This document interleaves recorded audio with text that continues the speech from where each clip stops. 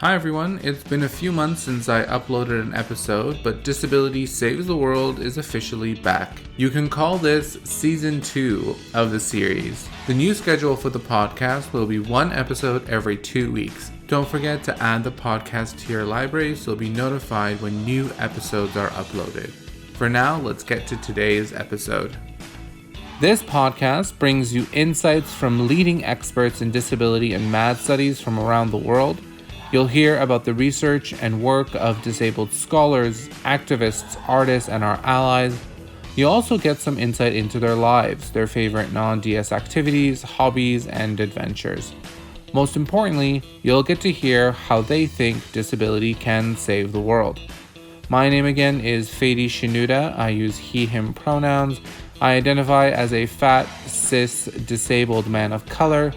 On today's show, I am joined by Tracy Tidgwell, the Research Project Manager for Revision, the Center for Arts and Social Justice at Guelph University.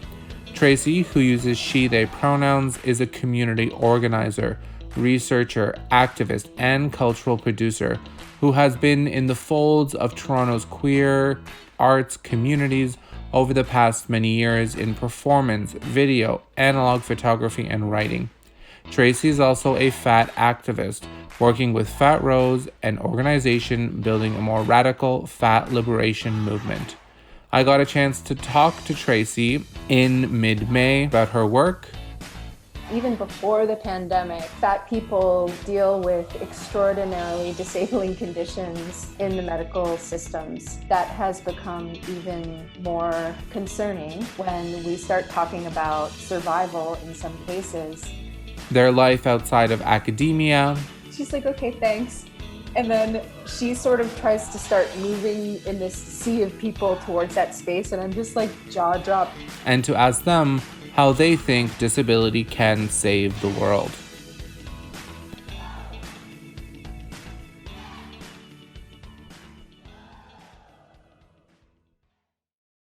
Hi, Tracy. Thank you for coming on the podcast.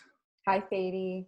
It's so great to have you. I want to jump right into segment one, what I like to call inside the project, the research, the work, the art. I want to start by asking, how did you get involved in disability studies, in MAD studies, in this field, in this discipline? Oh, yeah. Well, I come to disability studies, in fact, through fatness, through my own fat identity and eventually my activism, and then eventually through family and community connection. And I came into adulthood in a lesbian feminist community that included the leadership of disabled and deaf women and trans people. And that really introduced me as a pretty young adult in my very early, actually at 20, introduced me to disability and deaf culture, accessibility. And this really helped shape how I understand myself and my own body in relationship to my fatness, to my ability, to my disability. And then later it became more about academics. I did MA studies in theory, culture, and politics that explored the body and affect and feeling, time, and politics, and ecstatic experience as personal political openings. And fat studies and disability studies really helped shape that thinking. And I would say most of all, it's grounded in my own fat identity. And that brought me eventually to some of the work I'm doing now with Fat Rose and the Nobody is Disposable coalition. And all of this really is grounded in the value of my life, in the value of fat and disabled lives in general, and about broadening the way that we think about disability and the way we think about fatness to include the ways in which we actually live it. And so is there a specific kind of topic or project that you did want to talk to us about today, one at the intersections of like disability and fatness? I think I'd really like to talk to you about some of the organizing I've been doing and some of the work that we've been doing collectively through Fat Rose, and how that's connected to the Nobody is Disposable campaign. This is all really relevant anyway, but especially in the midst of the coronavirus pandemic, some of the things that we're working towards become even more relevant, even more poignant. Of course. So maybe we'll start with a question about like, how did you get involved in Fat Rose? Oh, wow. Okay, so I have a long history of working in fat activism, kind of at the intersection with cultural production, performance, and art. And I have never really left that part of my work or ethos behind, but when I started seeing calls for interest in a fat collective group, I don't even know if at the time that messaging was about organizing or what it was, but I think it was a fat study group on fat liberation. About a year and a half ago, maybe, I got really excited and I joined right away. So I was excited to be thinking and learning again with other fat people and other fat and disabled people. So I jumped on that opportunity, and it really has grown into a cross movement organizing group. So organizing fat people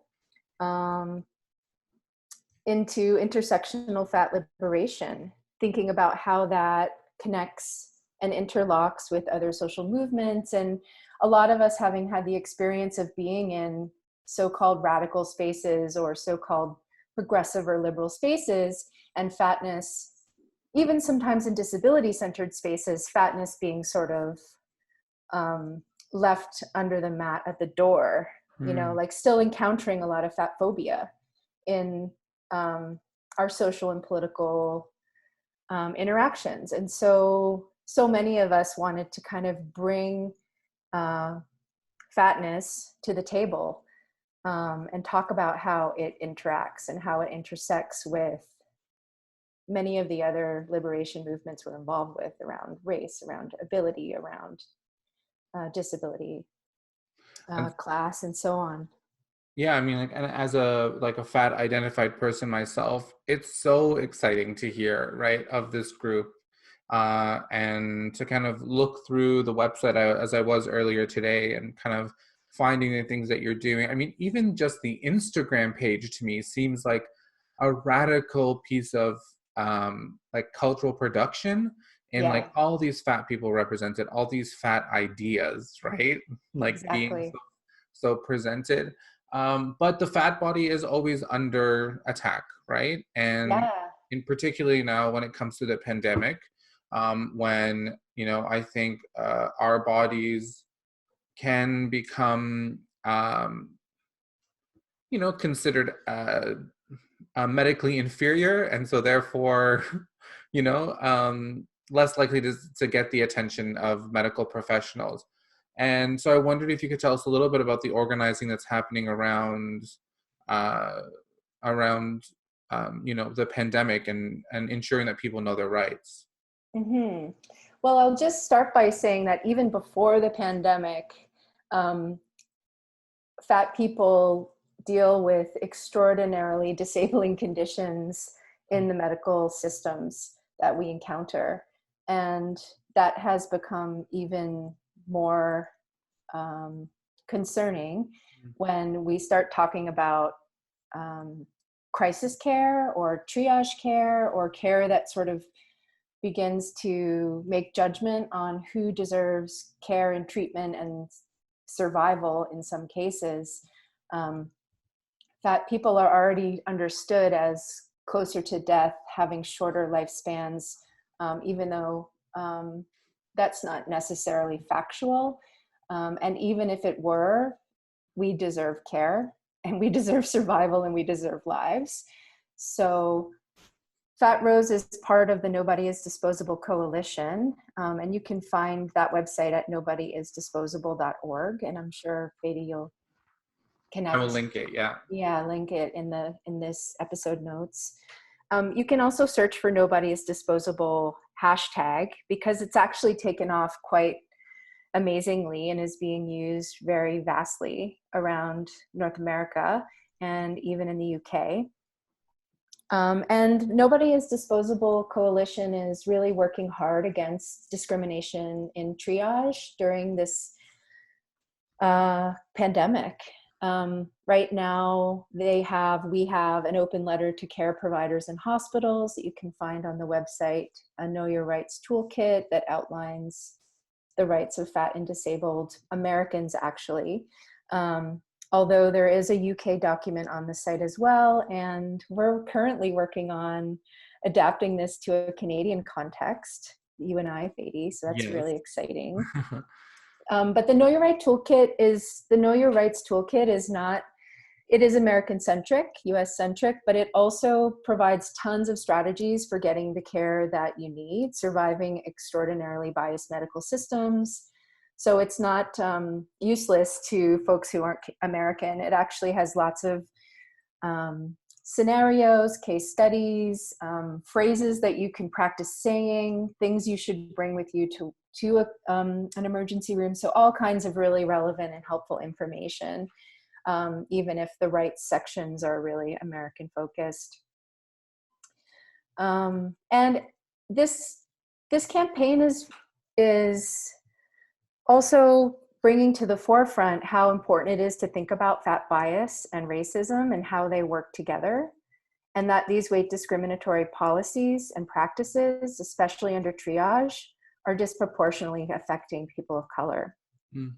In part, that's because of the comorbidity approach. So if you have these coexisting conditions or characteristics, or you live with certain health situations, you may be less likely to receive triage care than someone who they perceive will have a better quality of life or better survival, better chances of survival. And we know that people of color, and actually poor people as well, people of lower socioeconomic status, have higher rates of certain conditions. This is what the social determinants of health has shown us. And so we live with comorbidities more often than other people. Things like high blood pressure, diabetes, or other things. And disabled bodies in particular are seen as less deserving of survival as are fat bodies. And so the medical field is rediscriminating based on race, basically. And we have a whole history of that in Canada and in the US. And I think we're seeing too right now that people of color are the people in essential worker jobs. They're at higher risk of contracting a virus. They do less well once they have it, because of all the things I've been mentioning, and less likely to get care based on these protocols. So Nobody's Disposable is really working towards fighting for care that's not based on comorbidities, and really grounded in this idea that all lives have value. All lives are worth nurturing and surviving and caring for. And it also, this hashtag, this concept of nobody is disposable, links us to all kinds of people, all kinds of bodies, people in prisons, people who without housing, drug users, people whose lives are perceived to be disposable. So I think that's part of the reason why it has really just exploded, because it is so intersectional, because it makes these important connections between fat oppression and other forms of oppression, this piece that Fat Rose was trying to address from the get-go, like how do we bring this into an intersectional understanding of how we all experience capitalism, patriarchy, white supremacy, ableism, and how that, there's a complex set of things going on when you add in the fat experience. I wonder if you could tell, if you know of how people have taken up the document or have even just the hashtag, right, in compelling and interesting ways. Do you have any stories that you might be able to share? Oh gosh, I don't have anything in mind, but I do know also, because I'm completely enamored with the Fat Rose um, Instagram account, that there's a lot of activity. There's lots of other um, social movement groups and individuals really taking it up, taking selfies, holding up signs that say, that tell personal versions of Mm. not feeling disposable, also employing the hashtag.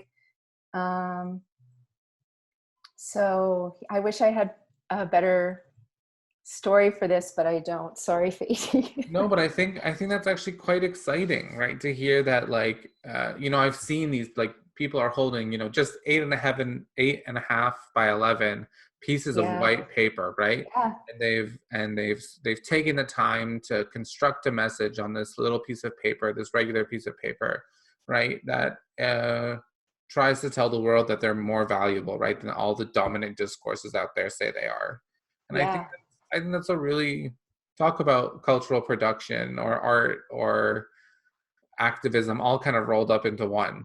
Yeah, and I think it has been a really accessible way for people Yeah. to get what is happening here, like for us to tell our own stories and to have our faces be shown and to say, like, I value my life and I value your life. And these approaches to understanding me aren't good enough. They're unacceptable, and we aren't disposable. So I think it has been really creative and connective and really powerful. Yay, that's so exciting. Another thing we've been doing is we've started a series of trainings that are really helpful around advocating for yourself, knowing your rights, practicing how to talk about Hmm. um, navigating healthcare. My friend and collaborator, Max Airborne, pointed out in the first workshop that one of the major strategies fat people use to navigate healthcare is to bring along a buddy, to bring along an advocate or a friend or an ally who will help witness and help keep healthcare providers on track and just generally support someone who's navigating this very difficult situation, this very biased experience and system where fat bodies are pretty much relegated to um, like worthlessness, and where most of our health conditions are blamed on our size, our weight. And that strategy of bringing a buddy is currently taken away from us, because if you enter an emergency room because of having coronavirus or for any reason right now, you cannot bring someone with you. So this strategy is, not available. And so learning how to talk about, learning how to ask for what you want, how to assert that, how to read the room in a way and figure out what to ask for next, is something we've been practicing, and that's been really intense and very powerful. And we're developing a second training right now on a kind of like a broader approach to advocacy. So we'll be opening those workshops up really soon as well. I mean, in trying to come up with the Know Your Rights Canada, or one that's specifically for Canada alongside you, um, we can come up with scenarios, we can come up with different ways of saying things, but there is nothing, I think, like the act of practicing that can really, like, hammer home the difficulty Mm-hmm. sometimes asking for something can be, especially when that thing you're asking for is your survival, right, Mm-hmm. or your, like, continued existence, or for care even. um, when I feel like as fat people, we're often been told to be so small and to take up less room, and now we're actually asking those same people to, no, take up as much room as you can, right? Be as loud as you can, um, because that may be the only way that you might be able to survive. Exactly, Fady. And it is it is a really important thing that we need to learn to do on our own in this Mm, context, because we can't take people in there with us who might right. do it for us. We are in the training also talking about how an ally or a loved one or someone you trust or an advocate might do that work from outside the institution of the hospital. But, as you pointed out, this can be the difference between surviving and not surviving under the current pandemic. And although we're, we're recording this in the middle of May, and a lot of people will think that, the pandemic is winding down. We all know that a second wave is coming, and the second wave is going to be stronger than the first wave, according to all the historical data on pandemics. And so this is going to be these are going to be important documents for people to have access to coming forward. And I'm really glad that, that you guys started this off, right? That Fat Rose began this, um, and is teaching us how to protect ourselves. Yeah, and I think this connects back to some of the original, I think lots of fat people know this, but and live it, and we embody it. But I think it comes back to some of Fat Rose's original intent um, around having a structural analysis of fat oppression, moving beyond body positivity, looking to liberation movements to help us bring fatness to the table, to help other movements understand that fatness is one of these intersecting points of oppression for so many of us, and is in part being perpetuated by so many of our so-called allies or allied movements. Mm. And, I understand body positivity and personal transformation as one important part of fat liberation. But we are also extremely aware that it's important to build alternative realities, alternative truths, alternative pathways into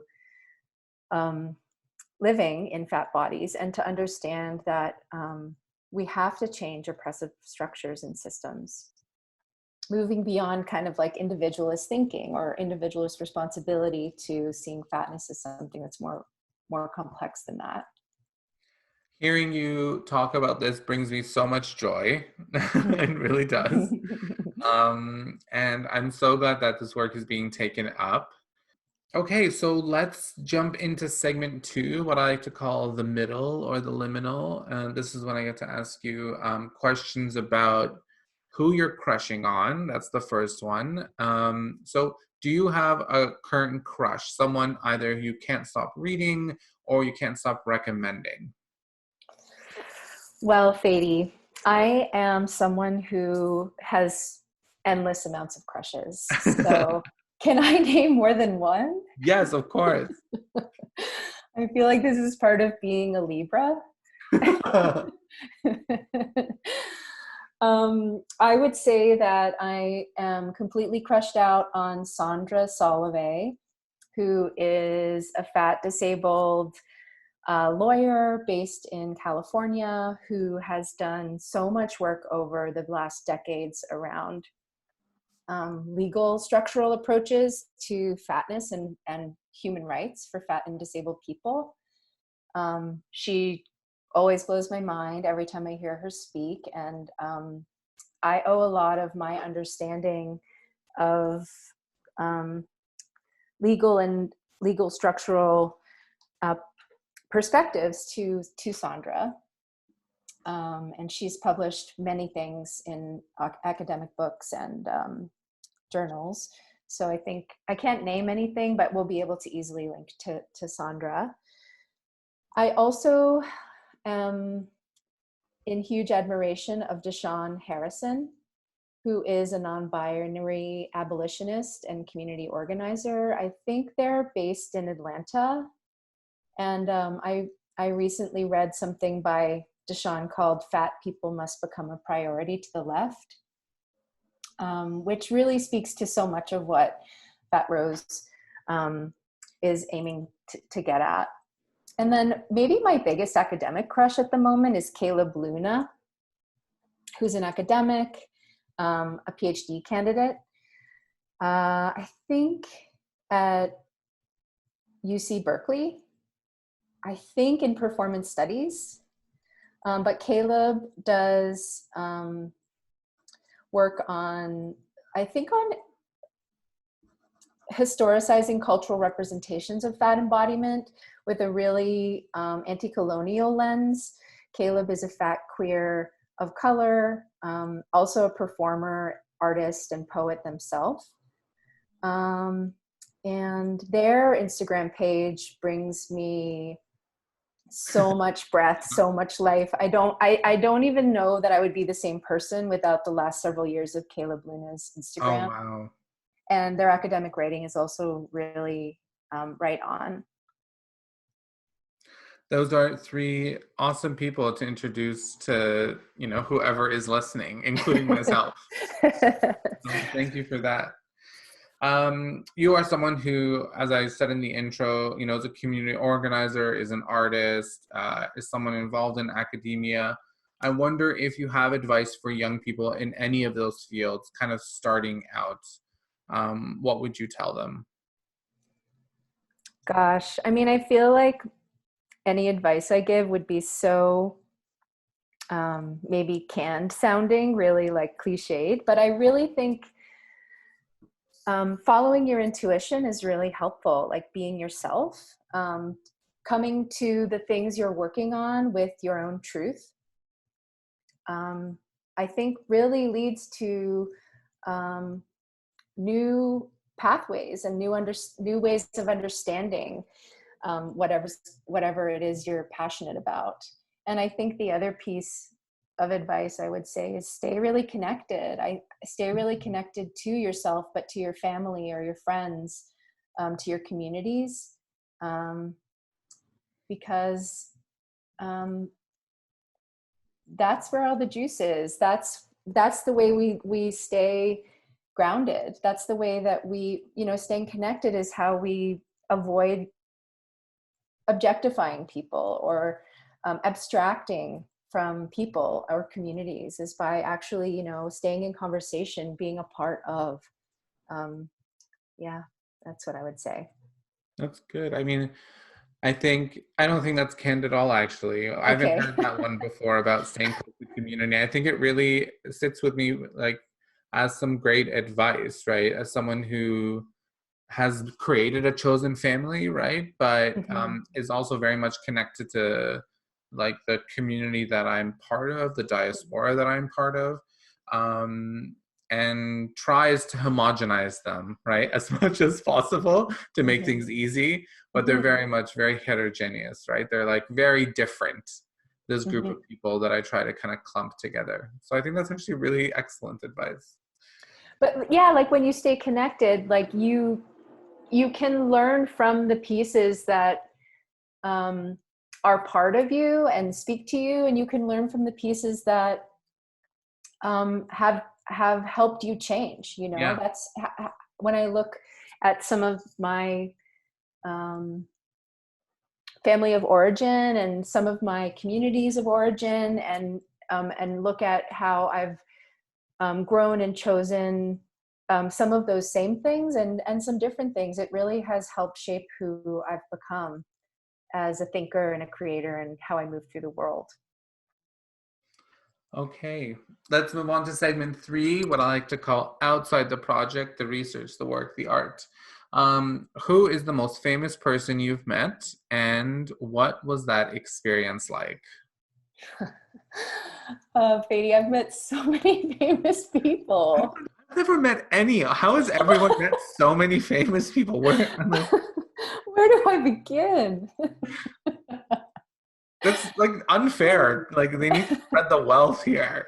Well, I guess I should say that fame is relative, and so yes. What does it mean? Like, are they academically famous? Are they gayness, queer famous, as we like to say? But I will tell you one story that I love, which is going to Carnegie Hall to see a Christmas concert in like the mid 2000s. I went to see the Wainwright family Christmas concert. I'd been living in Brooklyn with my girlfriend for one short year. And I was really excited that I might have the possibility to see the Wainwright family play together. And I'm like such a longtime fan of so many of them, of the McGarrigles, and then Martha and Rufus Wainwright. And so I saw they were having like this family concert. And so I'm enamored by the fact that I'm seeing this concert. I'm enamored by the space itself because it's Carnegie Hall. And I was a really musical kid. And I also really loved Alvin and the Chipmunks, and they were obsessed with playing Carnegie Hall. So it was like this iconic space, and I'm in the foyer. I've just arrived. I'm with my girlfriend. We're in the foyer. It's packed. Like 3,000 people are, filing into the foyer. Wow. And someone standing really close to me says, "Do you know where the ticket booth is?" And I turn around and it's Parker Posey. And I'm like, it's Parker Posey. Oh my God. To me.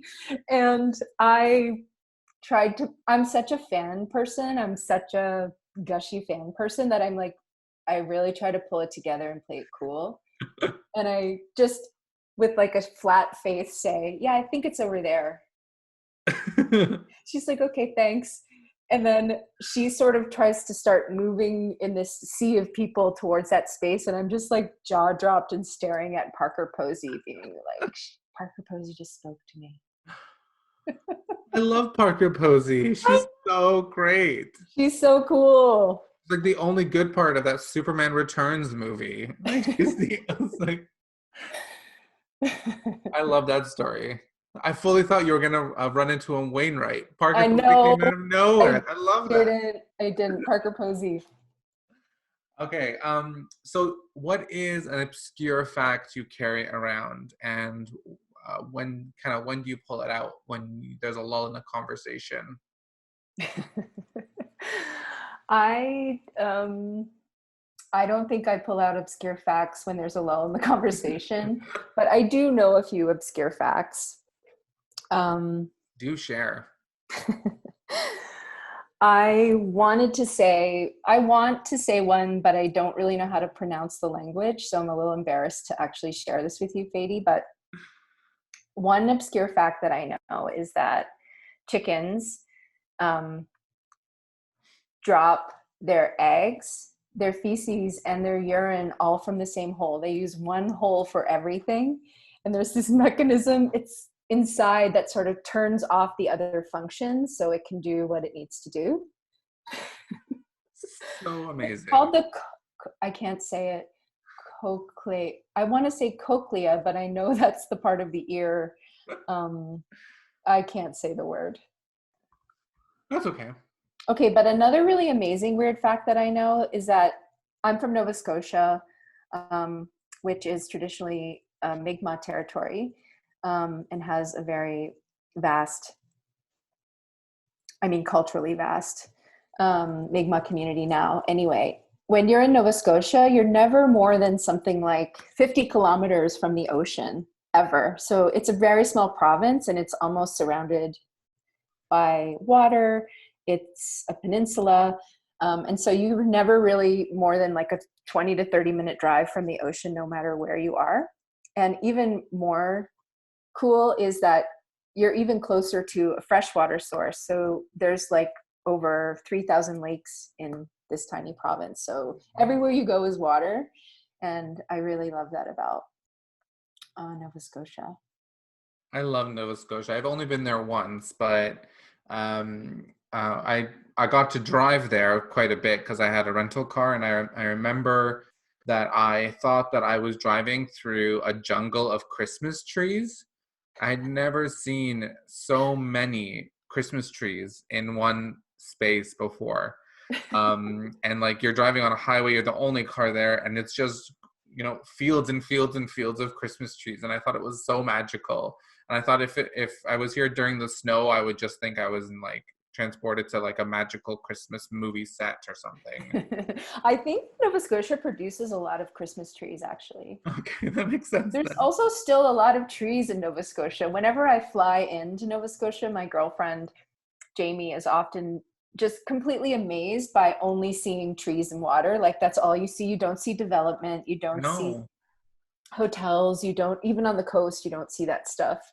And she, who's American, is always amazed that that Nova Scotia is just still so unpopulated. Yeah. They're Where having did you go? Where did you go in Nova Scotia? I actually, I went to Halifax and, but I was there to actually interview Catherine Frazee, Oh, who yes. is a very famous disability scholar and rights activist. And I got to be with her for 3 days in her house, interviewing her for a project that I was a part of. It was like the coolest. Wow, Fady. Yeah, it was very, very cool. It was like an exciting, that's my famous person story. Seriously, and I was going to say academic crush, Number like four. root, Yeah. yeah, total of root. Doesn't Catherine Frazee live in the valley, in the Annapolis Valley? Do you I know? think I think now they've moved to yeah, like somewhere very warm in the US. Oh, Yeah. okay. That makes Yeah. sense. Yeah. All right. I want to know, what are you reading now? What is the book that's on your bedside table? Oh, I'm having a really hard time focusing on reading during the pandemic. I Yes. feel like extremely distracted all of the time. But a book I keep coming back to and sort of picking up and reading sections of is Care Work, Dreaming Disability Justice Hmm. by Leah, Lakshmi, Piepzna-Samarasinha, who's a queer disabled femme writer. She's also an organizer and artist and educator. Um, and it really is, it is the kind of book you can pick up and read a section of and just kind of feel punched in the gut each Hmm. time. She's always saying the most poignant, incredible things. And it's really grounded in life experience and community experience and in disability justice. All right. And what hobby do you enjoy, or what activity do you do that brings you joy? Gosh, well, right now, one of the things that's bringing me joy is having a backyard. I feel like I live in a very busy neighborhood.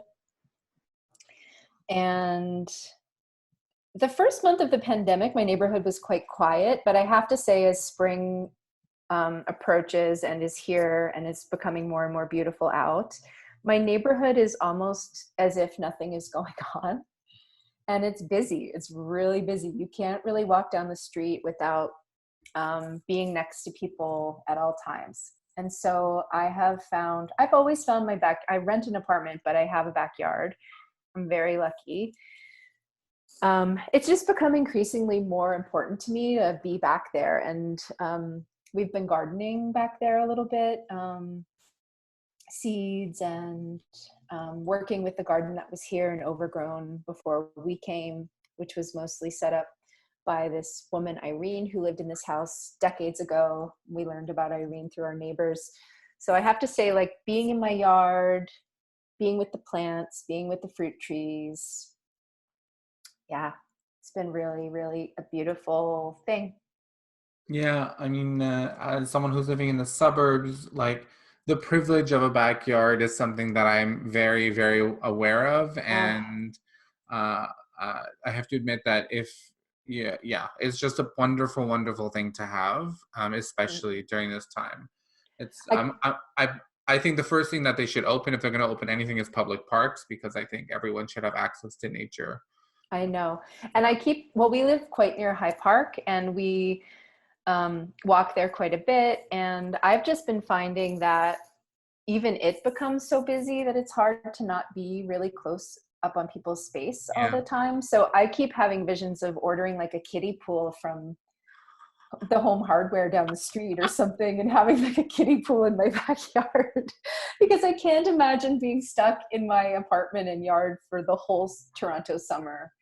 I mean, I miss swimming so much. It's like Me the thing that too. brings me joy, and all the pools are closed. And so yeah, maybe I will order myself a kiddie pool, but that's not really swimming. That's more like just sitting in your own It's filth. sitting. It's sitting. But Yeah, I'm glad you love swimming. We should do a fat swim sometime. I would love that. I Me would too. love that. All right, and I'll end as I always do by asking you, how do you think disability can save the world? Gosh, I think disability is saving the world by reminding us to nurture our interdependence, um, by putting the voices and leadership of people with lived experience at the center, and by showing us that um, slowness, that pacing, um, that timing is important, and sometimes that means it's unimportant. Hmm, Um, yeah, I think those are real gifts that I've received from disability community and disability studies. that's wonderful. Thank you, Tracy, for coming on the show. I really appreciate it. Thank you, Katie. It's been really fun. All right, talk to you later.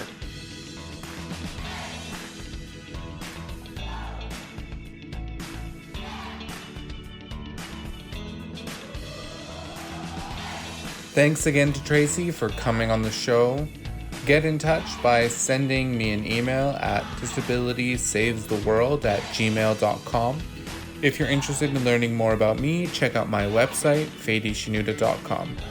This podcast is hosted, produced, and edited by me, Fady Shinuda. Thank you for listening, and see you next time on Disability Saves the World.